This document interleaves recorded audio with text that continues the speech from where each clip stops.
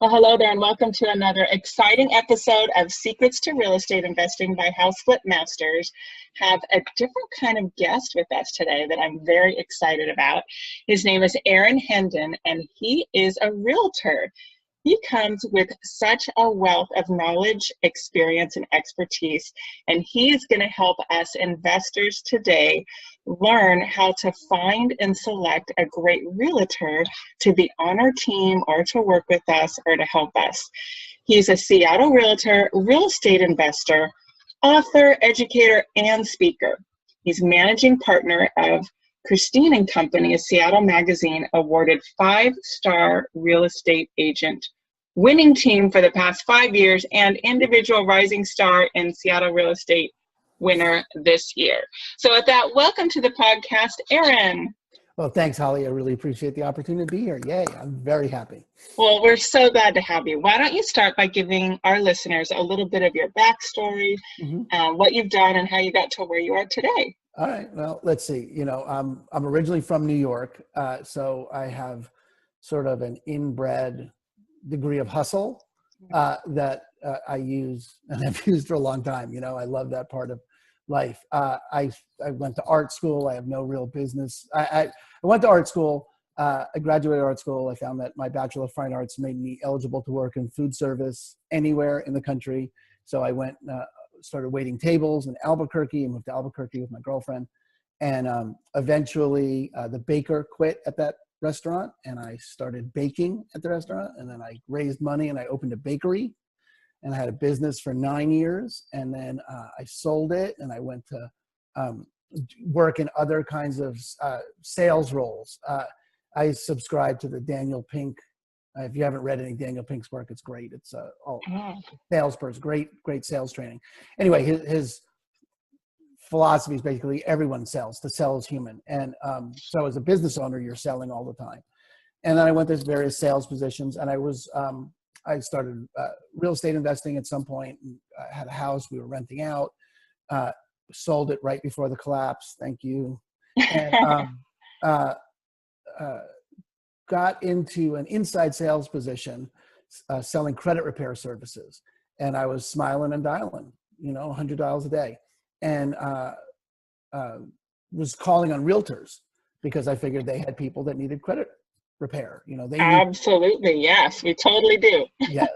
So, and every realtor I talked to said to me some version of, hey, if you're calling 100 people a day anyway, you should be in real estate. That's what a good realtor does, is talks to people on the phone. That's the job of a realtor, is to call people, and you'll make a lot more money. And I thought, I like the sound of that.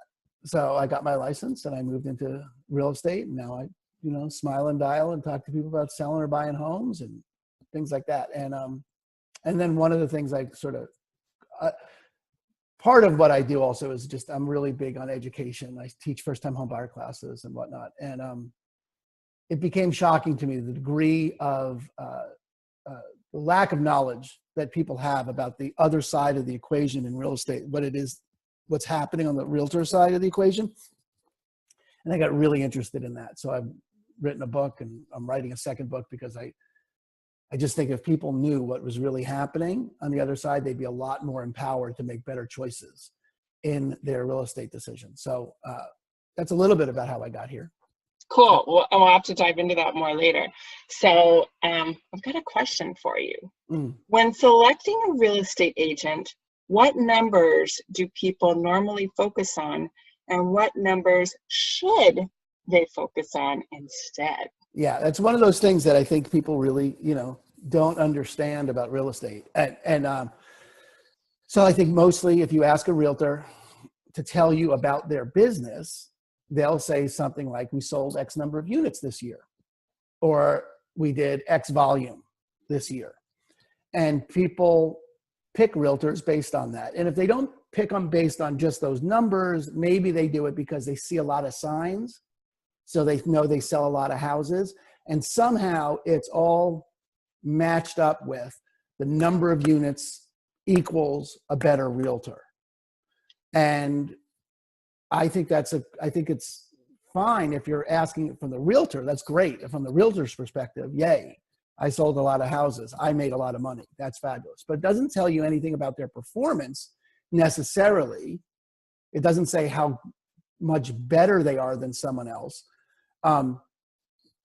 So there's a threshold. I do think there's a threshold. Like if you're not dealing with someone who does 15 or 20 deals a year, you're probably dealing with a part-timer. So that's one thing. But over 20 deals a year, I think the number you want to ask people, especially if you're a flipper, an investor, what's the number? Let me just ask you, Holly, if you're flipping a house, what is your intention in selling that house? I want to maximize my bottom line. Get me the most money I can. That's in the least amount of time. Right. Right? Those are the two things you care about, right? Yeah. But nobody, when I go get interviewed for a listing appointment, nobody has ever asked me, how much over listing price do you average compared to the local market averages? How much more do you get for your houses than the average in this market? No one has ever asked me how much more money I get for my houses than the local market average. Isn't that weird? Yeah, well, I'm going to ask you right now, how much do you get? Last year, we averaged about 5% more than the local market average. Wow. So the next question, is going to be, how do you do that? Right. Well, it's our marketing plan, and it's the way we set the price of the house. Like, we don't take every listing because, here's another thing that people don't understand about realtors, or the way realtors work. Because the way the system is set up, not because the way the system is set up, but the way people operate is they generally don't know what to ask because, look, you just proved it, right? The thing that's important to you, you never ask a realtor. And if you asked a realtor, I promise you they wouldn't know. 9 out of 10 of them would have to look it up, how much over local market average they do. Why? Because no one ever asks them. Why doesn't anyone ask them? Because because they don't know what to ask. So they hire the first agent they find. Something like 70% of people will hire the first agent they talk to, which is why smiling and dialing is a profitable way for me to get business, because all I have to do is sound credible on the phone. And then I get in there and I can show them what we do. But how we do it is, so we set the price right, and it's easy to find someone who's going to set the price at what you want. Like, you think, oh, I want to get the most money, so I want to set it at $400,000. Okay, well, nothing in your neighborhood is sold over $350,000. But my neighbor's cousin's brother told me, or the prices are just skyrocketing here, or I was at that open house. Never mind that house is another 1,000 square feet than yours. Was built 20 years, later than yours. Never mind that. I know you want $400,000, but you're not going to get it, so I won't take the listing. Unless you can see to it that, here's the evidence for it. So people rarely don't always want the evidence. People think their house is not so much for a flipper. For an investor, it's pretty basic, right? It's definitely not your home. You're not selling your home. You are definitely clear you're selling a house. You're selling a thing, which is why investors have a real advantage over a normal Mary and Joe's home seller, because Mary and Joe home seller think they're selling their home. And you must get this all the time when you walk in to try and buy a flip. They think their home is like, this is my home. This is like where I raise my kids. That's wonderful. But no one wants that. No one's going to buy that. And you know what I hear too? They'll talk about how it was upgraded. Well, yeah, it was upgraded back in 1985. Yeah. And even now what I'm seeing and hearing is, because I'll call it a retail realtor too, besides selling flips. I'll see homes that are redone nicely 10 years ago. Yes. And now the new style and colors are grays and whites.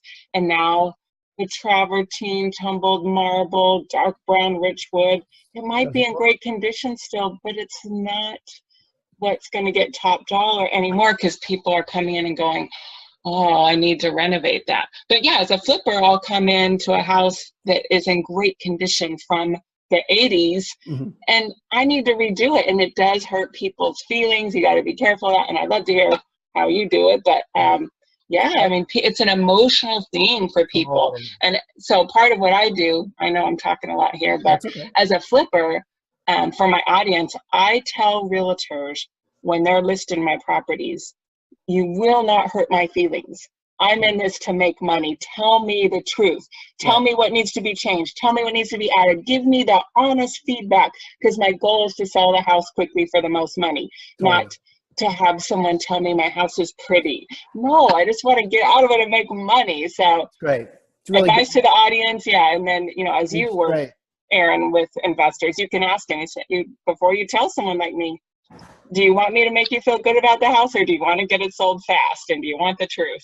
Yeah, it's great. Holly, it's really great. And it's great that you're proactive in saying that, because a lot of realtors are organized. Unless they work with investors all the time, they're organized to be sensitive. Yes. And cautious versus, how we get 5% more than average is first of all, we have a 10-day marketing blitz. So we have a very systematic approach to it. And actually, if people are really interested in how we do it, I have a online, we can put it in the show notes, is I think it's an 8-step video series on selling your home for the most amount of money in the least time. It's basically an overview of what we do to get homes sold. So if people want to watch that, it's free. It's on YouTube, and I'll get you the playlist. And awesome. Okay. But a lot of it, frankly, is in the pricing. Is that you need to price aggressively. You need to price it so to be responsible for that, you're going to get the most showings in the first 10 days. You want to get it sold in those first 10 days. You don't want to be the person that's sitting there with a home that's overpriced. You are never going to sell, it happens and but you're never going to sell, 2 nickels for a quarter. So you got to get it priced right. And then you can get overpriced if you can get 3, 4, 5 offers. If you get people pot committed and they're willing to bid it up, you can get it over what they'd want to spend. For the psychology is definitely on your side when you create people looking up to bid higher than it is when you price it high thinking, well, they're going to negotiate lower. If you go into it pricing high thinking they're going to negotiate lower, they are. If you price it low knowing that you're going to get 3 or 4 people bidding against each other. Now, that depends on the market. Not every area, Seattle happens to be one of the hottest markets in the country, so it's easy to do it, but we reliably get 5% more than other people. So pricing is important. Marketing is important. Prospecting, cold calling. We have a team of people that door knock around all our listings and get the neighbors excited about it. When we hold open houses for the house, I have one going on Thursday night. I have a new one in Seattle going on Thursday night. We're not going to let anyone in until Saturday at 1:00. So there's going to be all this interest. So now the open house comes at 1:00 on Saturday and the place is full of people. Well, what does everyone think when it's full of people? They think everyone loves it. Yeah, I love that strategy. When there's a ton of people there, when one buyer wants the house, they think because they love it, everyone loves it. And so it's really advantageous to get as many people there at once. Yeah, I've learned that. Right. So we think it through, and we do all that work and we do all the door knocking and, and again, one of the pitfalls I think for investors is because you really do deal with profit margins and your margins are really tight. And if it costs a little bit more to renovate than you expected and right. And, really a lot of investors are really great at doing it and you're professional and that's fabulous. And you might be able to do it by yourself because you've done it a lot, but rarely do I see people get more money by selling it for themselves than I do if they have taken the time to get a realtor that does the right work. You're going to get more than the 3% back than you spent on the realtor. And that's another number that people tend to focus on is the commission for the realtor. And, while clearly, if someone's going to give me years worth of business, I will definitely give them a better rate. I don't need the full 3% if I know I'm going to do business with you twice a year, right?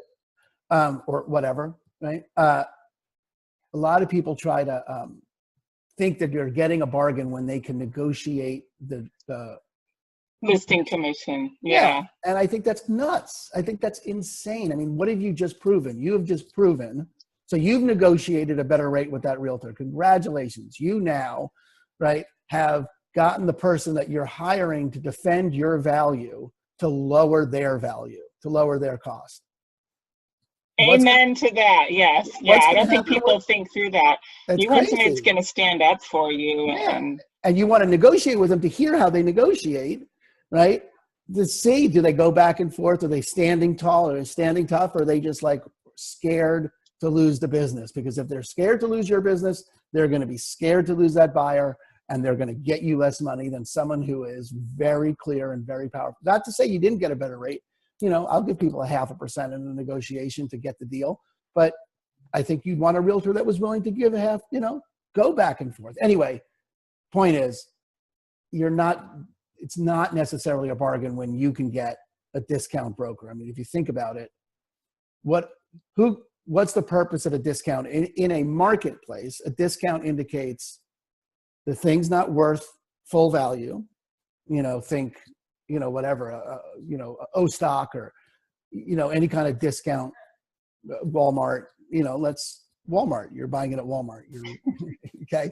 It's a discount. Or they bought it in volume, right? And they're making it up on volume, which is really Walmart, Costco, stuff like that, which is fine, except do you really want to be one of 100 rolls of toilet paper in that huge Costco toilet paper pack? Interesting analogy, Aaron.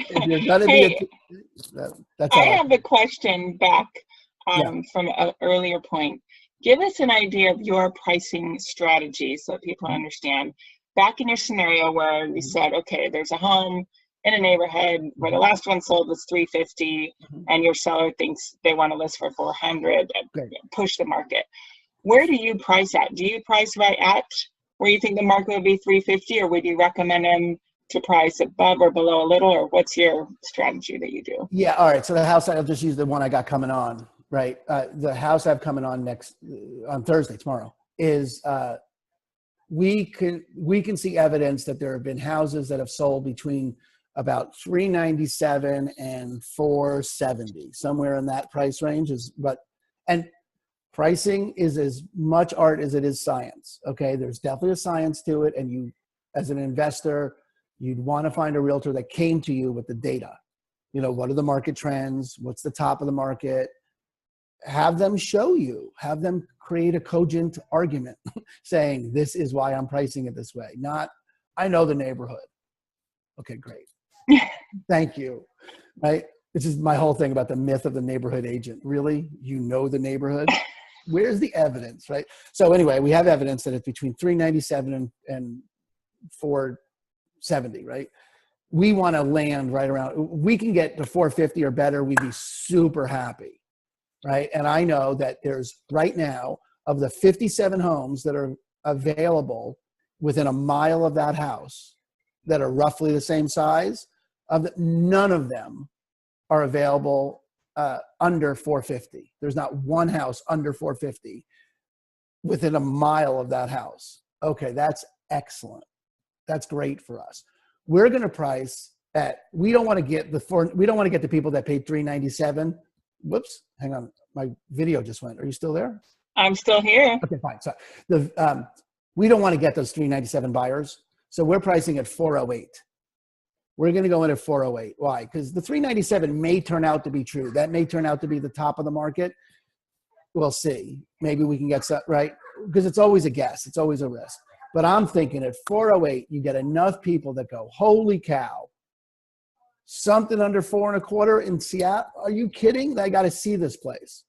Where we have video shot of it. We have great photographs. We've staged it.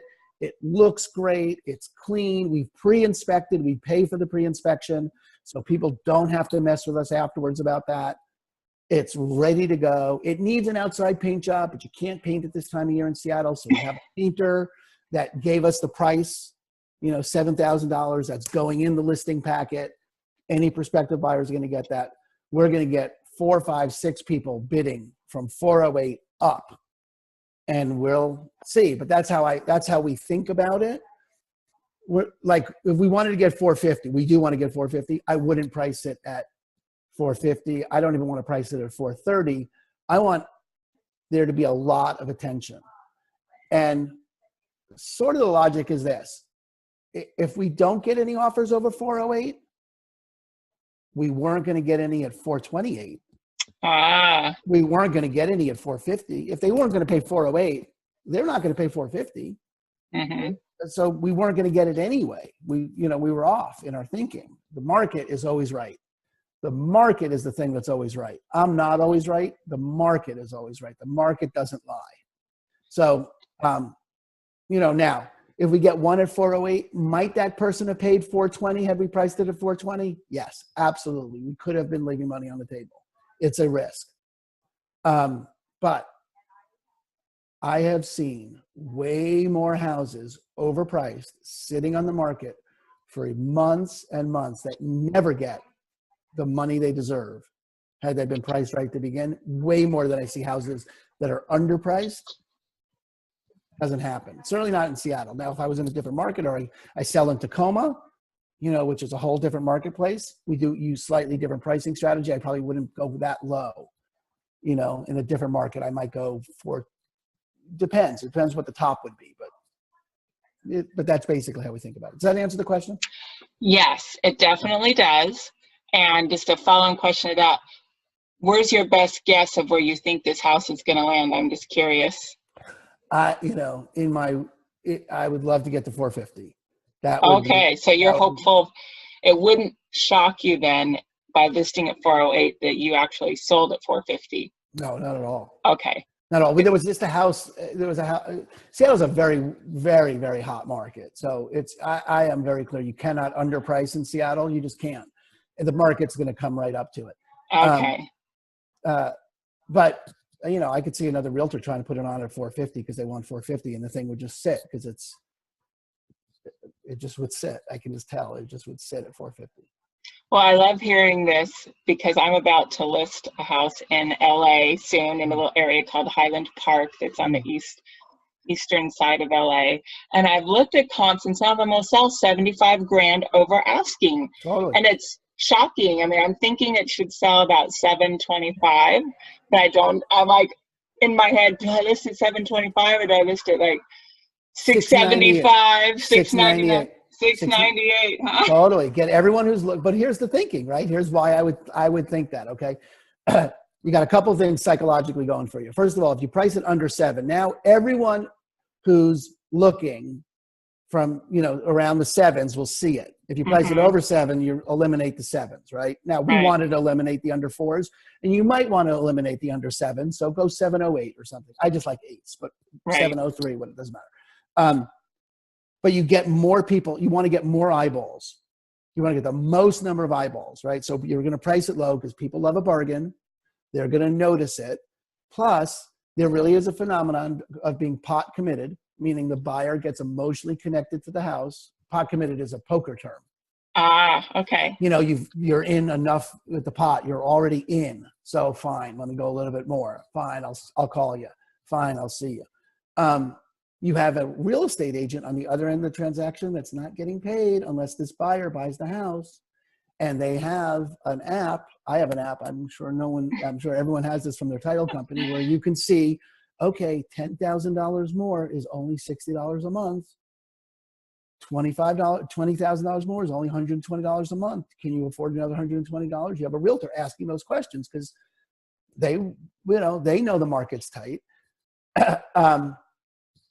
You get 3-4 people bidding against each other, you're going to go higher. You just are. People are going to go above what you're going to find buyers that have been outbid 3 or 4 times. They're like, forget it. I'm going in strong. You got all kinds of different things that could happen. In a market like LA, again, it's, play the game, play the hand you're dealt. The hand you're dealt in LA or Seattle or Denver, other cities like that, it's hot. Use it, Right. Take it while you can get it. List price seems to be no indicator of sale price right now in the last year there because there's just not enough inventory for people. So right. Yeah, my best last year was 37% over asking price. Wow. Like, really? It was shocking. We got it was $120,000 more than it was shocking to me. It was you had a happy client, huh? Actually, the truth is the client was was sort of upset because we're so liberal here. We're so left, right? He was like, oh my God, where the problem. We're like the housing crisis. He took the money. But the initial reaction was like, that's not right. That's just not okay that people would be this. It was this teeny little, it was nice, but it was teeny. They paid like $480 for it.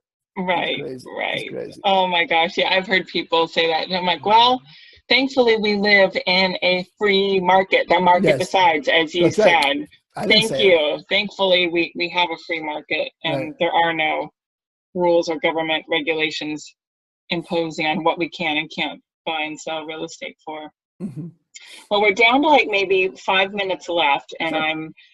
man, we could talk all day. It's so many great things. Well, do you have any comments about offering the other side? So when I'm selling a property, when Mm-hmm. you're representing a client, about them offering 4% commission. Have you ever heard of people doing that to bring in buyer's agents? I see it from time to time, and I don't get it. I mean, I'm a buyer's agent too, and I show my clients whatever house fits. I can't see an ethical buyer's agent sort of promoting your listing because they're going to get more money.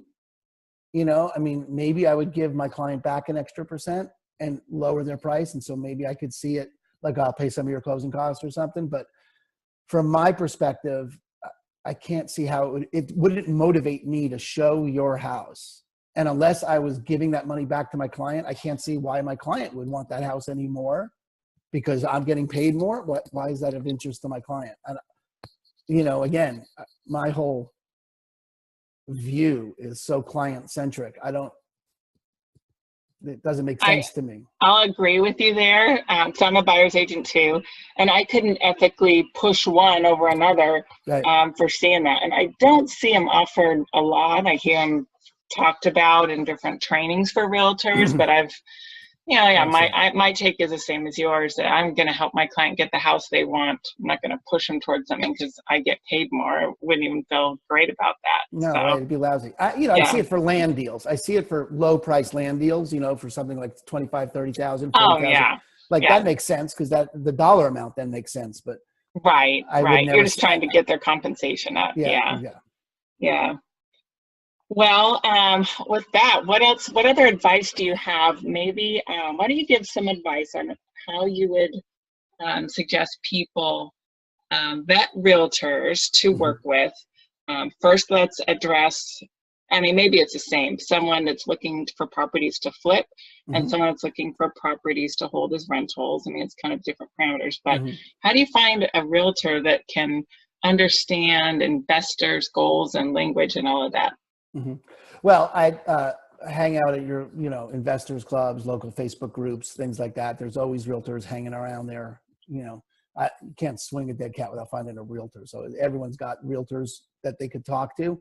I think the best way to vet them is to interview them if you're flipping, for sure. So we talked earlier, Holly. So I have a book called Don't Get Fooled Again, the seven questions.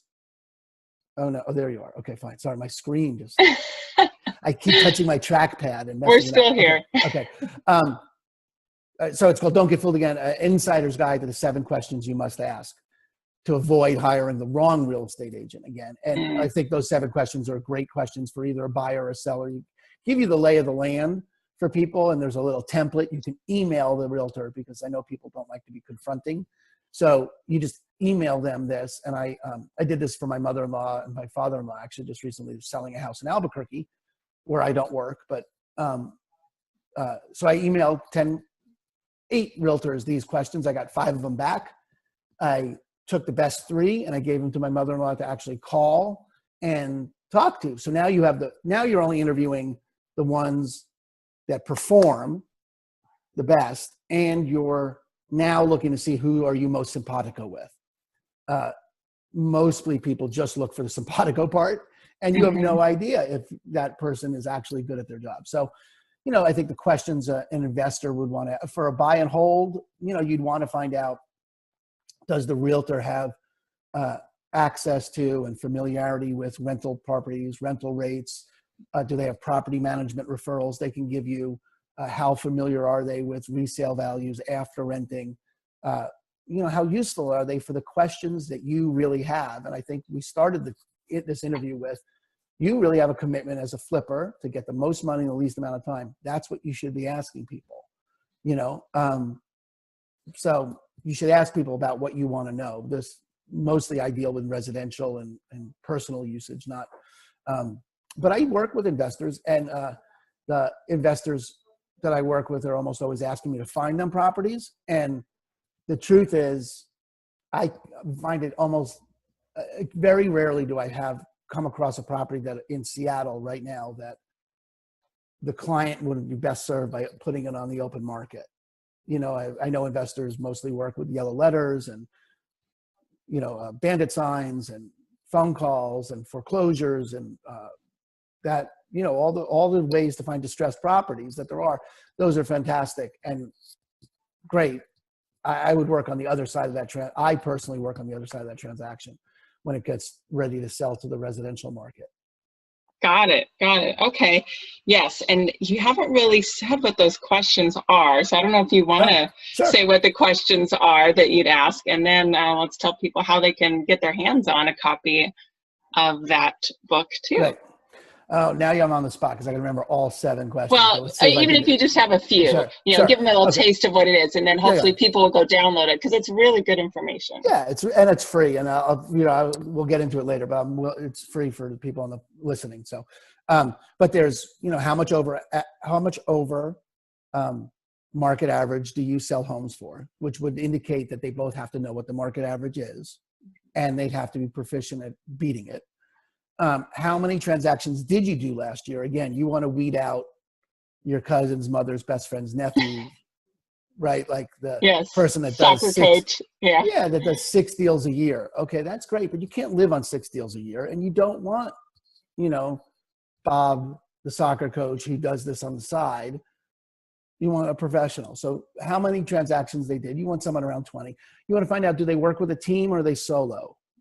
My experience is that unless they only have one client, you'd be best served by having someone who has a team. We have a transaction coordinator. We have people that do staging. I have showing agents. Number one complaint I get from people when they come to me is my old realtor was never available. Yep. If you're going to hire someone who's busy, you want them to be available. They have to have a team. What's their commission? You want to listen to how they negotiate for that. What would you sell my house for? Do you have referrals? Now, everyone's got Zillow reviews, stuff like that, but have them give you phone numbers of people. Now, look, the numbers they give you are going to be people that love them.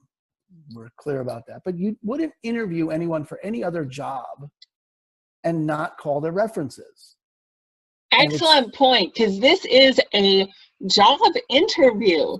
That's why you're sending out the questions and you're interviewing. I mean, you're hiring someone to work for you as a professional.